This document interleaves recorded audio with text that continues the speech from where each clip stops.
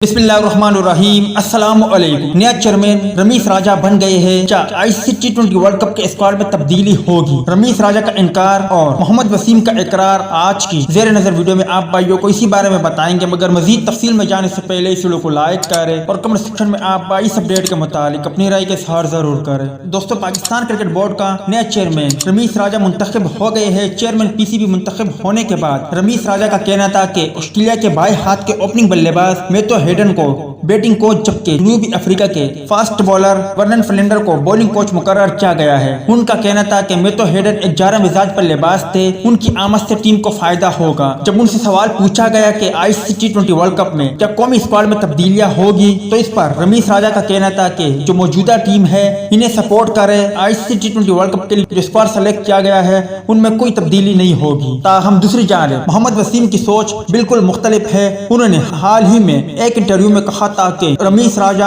Team selection में मुदाखलत नहीं करते और ना ही मुदाखलत कर सकते हैं। आईसीसी T20 वर्ल्ड कप के लिए जिस स्क्वाड का ऐलान हुआ उसमें कुछ तब्दीलियां की जा सकती है और कुछ तब्दीलियों का इम्कान है। जबकि इसके अलावा मोहम्मद वसीम का कहना था कि अगर आने वाले वक्तों में मोहम्मद हफीज की बतौर ओपनर जरूरत पड़ी तो उन्हें बतौर ओपनर भी मैदान में उतारा जा सकता है। उम्मीद है दोस्तों कि आप भी ये उम्मीद लगाए बैठे हो कि 10 अक्टूबर तक पाकिस्तान क्रिकेट बोर्ड अपने स्क्वाड में तब्दीली कर सकता है। तो ऐसे में चंद खिलाड़ियों जिनमें शुएब मलिक, फखर जमान, शर्जील खान, वहाब रियाज और मोहम्मद आमिर जैसे खिलाड़ियों में से कुछ खिलाड़ियों की वापसी हो जाए। मिलता है किसी नेक्स्ट वीडियो में, तब तक के लिए इजाजत दीजिए। अल्लाह हाफिज।